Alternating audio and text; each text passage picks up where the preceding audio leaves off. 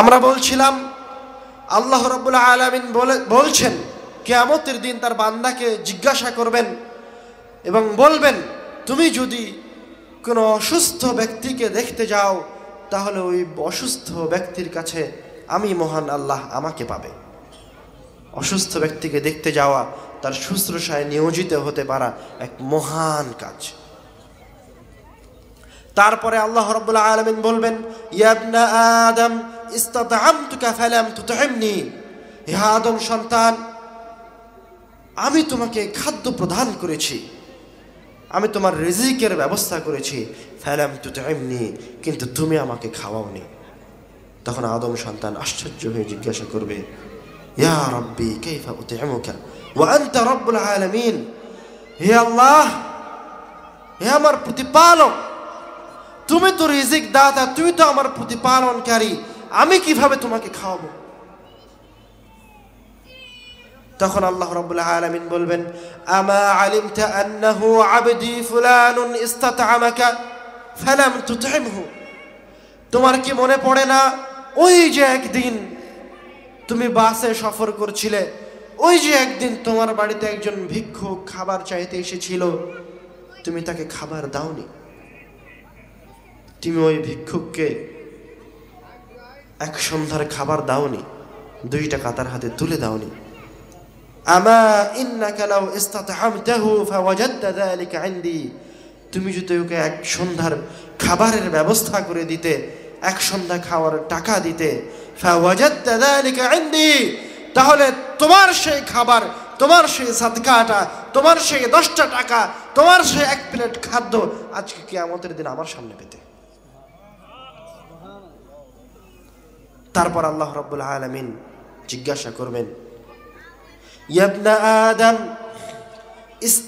ইস্তাসকাইতুকা ফালাম তুসকিনি, হে আদম সন্তান, আমি তোমাকে পানি পান করিয়েছি, কিন্তু আমি যখন তৃষ্ণার্ত ছিলাম তখন তুমি আমাকে পানি পান করাওনি। তখন আদম সন্তান আবার আশ্চর্য হয়ে বলবে, কাইফা উসকিকা ওয়া আনতা রাব্বুল আলামিন, হে আল্লাহ, তোমাকে কিভাবে পানি পান করাবো? এটা কি সম্ভব? আল্লাহকে পানি পান করানো সম্ভব নয়। তখন আল্লাহ রাব্বুল আলামিন বলবেন, ইন্না আবদি ফুলানান ইস্তাসকাক ফালাম তুসকিহ, আমা ইন্নাকা লাউ সাকাইতাহু লাওয়াজাদতা যালিকা ইনদি, আমার একজন বান্দা, একজন পিপাসার্ত ব্যক্তি তোমার কাছে পানি চেয়েছিল, তুমি তাকে পানি পান করাওনি। তুমি যদি তাকে একটু পানি পান করাতে বা পানি খাওয়ারও ব্যবস্থা করে দিতে, লাওয়াজাদতা যালিকা ইনদি, তো এই পানিটা আজকে কিয়ামতের দিনে আমার কাছে পেতে। তো আল্লাহ রাব্বুল আলামিন কিয়ামতের দিনে বান্দাকে যে 3টা জিজ্ঞাসা করবে, তার একটা জিজ্ঞাসা, প্রথম জিজ্ঞাসা হচ্ছে, তুমি কেন অসুস্থকে দেখতে যাওনি? দ্বিতীয় জিজ্ঞাসা কি বলতে পারবেন? দ্বিতীয় জিজ্ঞাসা কি? তুমি কেন আমাকে খাওয়াওনি? তৃতীয় জিজ্ঞাসা হচ্ছে, তুমি কেন আমাকে পান করাওনি? এগুলো হচ্ছে দুনিয়াবী জীবনের মহান কাজ, ফজিলতপূর্ণ কাজ।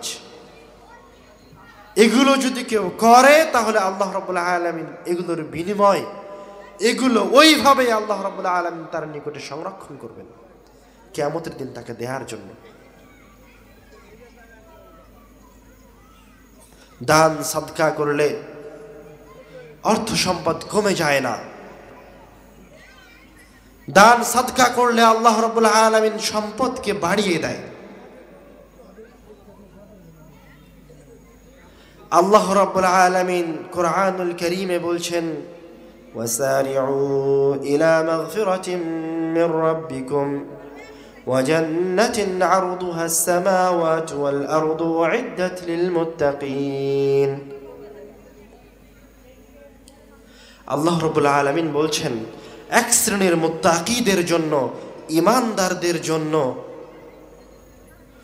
7 আসমান ও জমিনের সমান জান্নাত নির্মাণ করে রাখা হয়েছে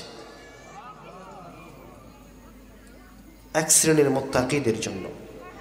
এক শ্রেণীর মুত্তাকিদের জন্য আমার ক্ষমা এবং 7 আসমানের সমান ও জমিনের সমান জান্নাত নির্ধারণ করা হয়েছে। কারা তারা? আল্লাহ রাব্বুল আলামিন তার পরের আয়াতে বলছেন, যারা ফিস সাররাই ওয়াদ দাররা আল্লাযীনা ইউনফিকুনা ফিস সাররাই ওয়াদ দাররাই ওয়াল কাযিমিনাল গায়য ওয়াল আফিনা আনিন নাস। তারা কারা? তারা হচ্ছে আল্লাযীনা ইউনফিকুনা ফিস সাররাই ওয়াদ দাররা, তাদের জন্যই ওই জান্নাত রয়েছে যারা কষ্টের সময়ও দান করে, যখন পকেটে টাকা আছে, অর্থ সম্পদ আছে, তার তখনও দান করে। ওই জান্নাত হচ্ছে তাদের জন্য যারা তাদের রাগকে নিয়ন্ত্রণ করে। ওই জান্নাত হচ্ছে তাদের জন্য যারা মানুষকে ক্ষমা করে দেয়। তো 7 আসমানের সমান ও জমিনের সমান জান্নাত এবং আল্লাহ রাব্বুল আলামিনের ক্ষমা কার জন্য রয়েছে?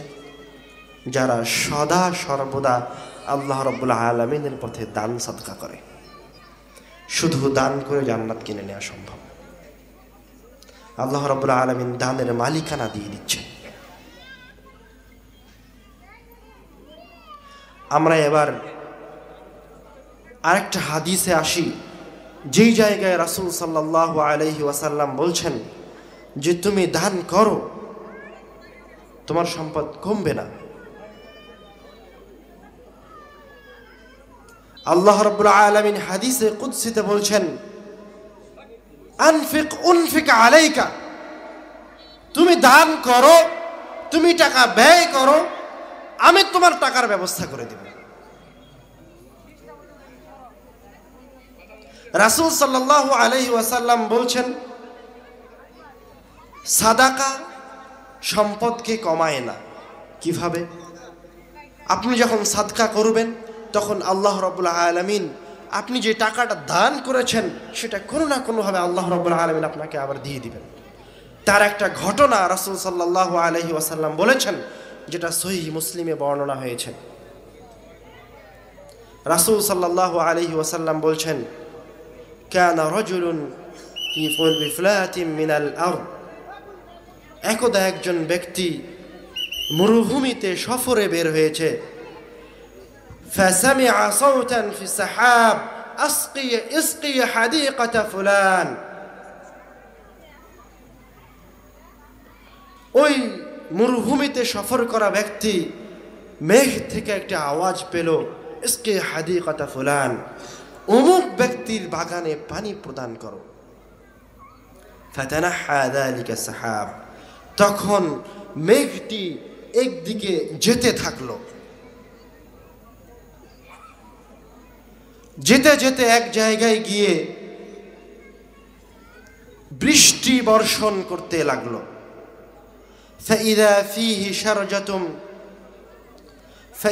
ফিহি শারজাতুম মিনাশ শিরাজ, এবং সেখানে রয়েছিল একটি পাথুরে ভূমিতে বৃষ্টি বর্ষণ করলো, যেখানে অনেকগুলি নালা রয়েছিল।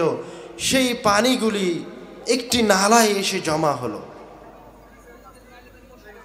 ফাতাতবাউ যালিকাল মা, এবং এই পথিক, এই মরুভূমির পথিক এই পানিকে অনুসরণ করে যেতে লাগলো।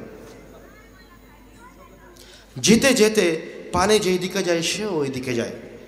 যেতে যেতে এক পর্যায়ে গিয়ে দেখে, ফাইদা রাজুলুন কাইমুন ফি হাদিকাতিহি ইউহাউইলুল মাআ বিমিসহাতিহি, দেখছে যে একজন ব্যক্তি এই পানিকে নালা থেকে তার শেষ যন্ত্রটা দিয়ে পানি উঠিয়ে তার জমিনে প্রদান করছে।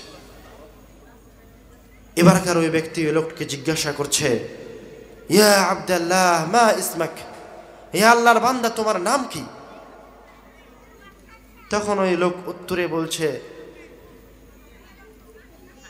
আনা ফুলান আল ইসমুল্লাযী সামিআহু ফিস সাহাবা। তখন ওই লোকটা উত্তরে ওই নামটাই বলল যে নামটা সে কোথায় শুনেছিল? মেঘের মাঝে শুনেছিল, মেঘের আওয়াজে শুনতে পেয়েছিল।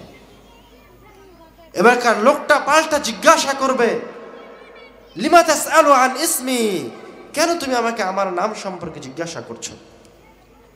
তখন এবারকার এই লোক ঘটনা খুলে বলবে যে আমি মরুভূমিতে সফর করছিলাম, একটা মেঘ থেকে আমি আওয়াজ পেলাম যে অমুকের বাগানে পানি বর্ষণ করো। তখন মুষলধারে বৃষ্টি বর্ষণ হলো। বৃষ্টি নালা দিয়ে এই যে তুমি এখন যে পানি তোমার জমিনে দিচ্ছ, এই বৃষ্টি ওই মেঘ থেকে এসেছে। ফামা তাসনাউ ফিহা, তুমি আসলে এমন কি কাজ করো আমাকে বলো তো, তুমি এমন কি কাজ করো যে আল্লাহ রাব্বুল আলামিন তোমার জন্য মেঘ পাঠালো, মেঘ বৃষ্টি বর্ষণ করলো, তারপর সেই মেঘের পানি তোমার কাছে আসলো। তখন ওই ব্যক্তি জবাব দিচ্ছে, আনজুরু ইলা মা ইয়াখরুজু মিনহা, আমি যখন আমার ফসলগুলোকে আহরণ করি, যখন আমি ফল ফলাদি শস্য উঠিয়ে নিয়ে আসি, তখন আমি আতাসাদ্দাকু বিথুলুসি, আমি তাকে 3 ভাগে ভাগ করে 1 ভাগ আল্লাহর রাস্তায় দান করে দিই। বাস এটাই হচ্ছে ওই কারণ।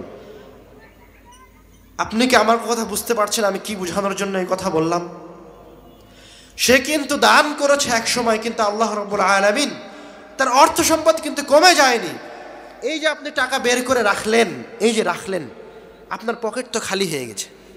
এখন তো পকেট খালি, পকেট খালি নয়, টাকা তো নাই, কমে গেছে টাকা, টাকা তো বস্তু কমে গেছে। কিন্তু আল্লাহ রাব্বুল আলামিন বলছেন, আনফিক উনফিক আলাইকা, তুমি টাকা ব্যয় করো, আমি তোমার টাকার ব্যবস্থা করে দিব। তো আল্লাহ রাব্বুল আলামিন এইভাবে একজন মানুষের টাকার ব্যবস্থা করছে, রিজিকের ব্যবস্থা করছে। এবার কোরআনুল কারীমের একটি ঘটনার দিকে আসি, যেই জায়গায় আল্লাহ রাব্বুল আলামিন একটি পরিবারের অর্থ সম্পদকে ধ্বংস করে দেওয়ার কথা বর্ণনা করেছেন, শুধুমাত্র দান সাদকা থেকে উদাসীনতার কারণে। রাসূল সাল্লাল্লাহু আলাইহি ওয়াসাল্লাম বলছেন, সূরা কালামের 17 থেকে 33 নম্বর আয়াতে সম্পূর্ণ ঘটনা বর্ণনা করা হয়েছে। হাবাসা নামক এক জায়গায় একজন সৎ লোক বসবাস করতেন তার পরিবার নিয়ে।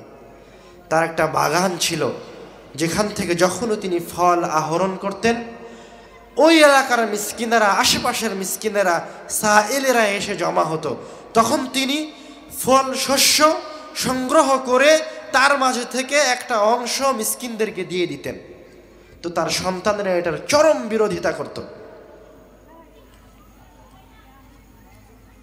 তার সন্তানরা এটাকে মনে করত যে অর্ধেক ফলমূল, অর্ধেক রিজিক আপনি দিয়ে দিলেন, অর্ধেক সম্পদ দিয়ে দিলেন, তাহলে তো অর্ধেক সম্পদ কমে গেল। পরে এক সময় যখন ওই লোক মারা গেল, তখন তারা ভাইয়েরা এক জায়গায় সংঘবদ্ধ হয়ে সিদ্ধান্ত গ্রহণ করলো যে আমরা আর আমাদের সম্পদকে, আমাদের ফসলকে দরিদ্র মিসকিনদের মাঝে বিতরণ করব না।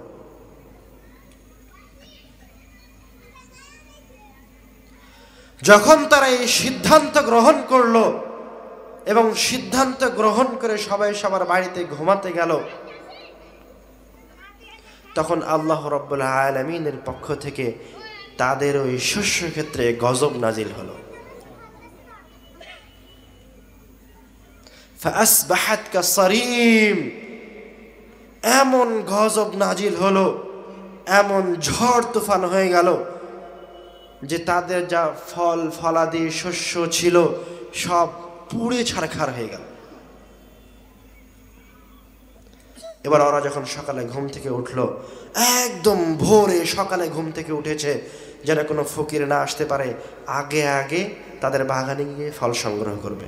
فانطلقوا وهم يتخافتون ألا يدخلنها اليوم عليكم مسكين, তারা একে অপরকে বলছে, খুব চুপিসারে চলো বাগানের দিকে যাই, আল্লা ইয়াদখুলান্না আলাইকুমুল মিসকিন, যাতে করে তোমাদের কাছে কোনো ফকির মিসকিন না আসে।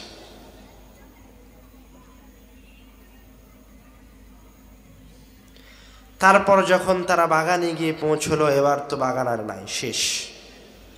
তখন ওরা তার পিতার কাজকে, পিতার পদক্ষেপকে, ওই সম্পদকে যে তারা দান করত, কি কারণে তার পিতা দান করত, সম্পদের কি মূল্যায়ন ছিল, সাদাকার কি মূল্যায়ন ছিল, এটা বুঝতে পারল।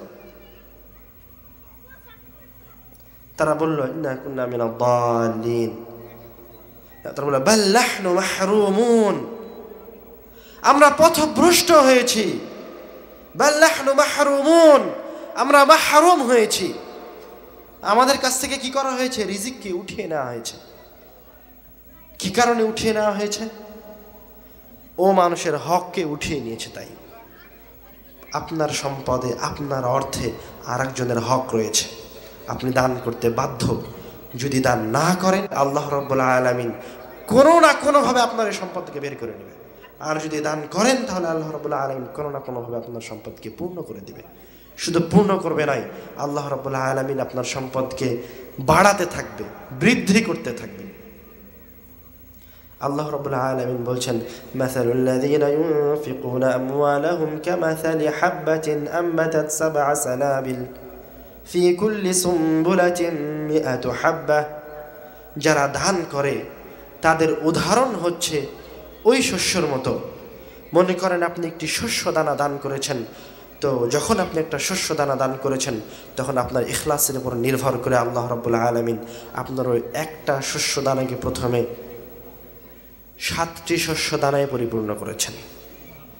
তারপরে এই 7টি শস্য দানাকে প্রতিপালন করে 7টি শীষ করেছেন, 700টি শস্য দানায় রূপান্তরিত করেছেন।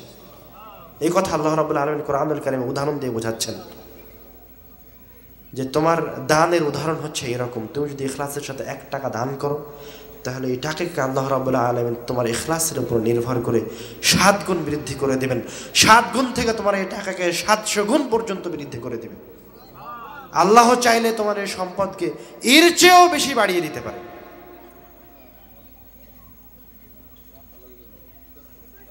এটা হচ্ছে দান করার ফজিলত, দান করার মাঝে হিকমা, দান করার মাঝে যে আল্লাহ রাব্বুল আলামিন রহস্য লুকিয়ে দিয়েছেন, সেই রহস্য। এবার আসি, সাদাকার দানের কিছু শক্তি আছে। রাসূল সাল্লাল্লাহু আলাইহি ওয়াসাল্লাম বলছেন, আস-সাদাকাতু তারুদ্দুল বালা, সাদকা তোমাদের বালা মুসিবতকে দূরে সরিয়ে দেয়। তুমি যদি দান করো, তাহলে তোমার দানের বিনিময়ে তোমার সামনে, তোমার একটু পরে অ্যাক্সিডেন্ট হওয়ার কথা ছিল, অ্যাক্সিডেন্ট হয়ে তোমার ওই অ্যাক্সিডেন্টে 1 লক্ষ টাকা খরচ হতো। আর সাদাকাতু তারুদ্দুল বালা, তুমি দান করেছো, আল্লাহ রাব্বুল আলামিন তোমার এই বিপদকে সরিয়ে দিয়েছে।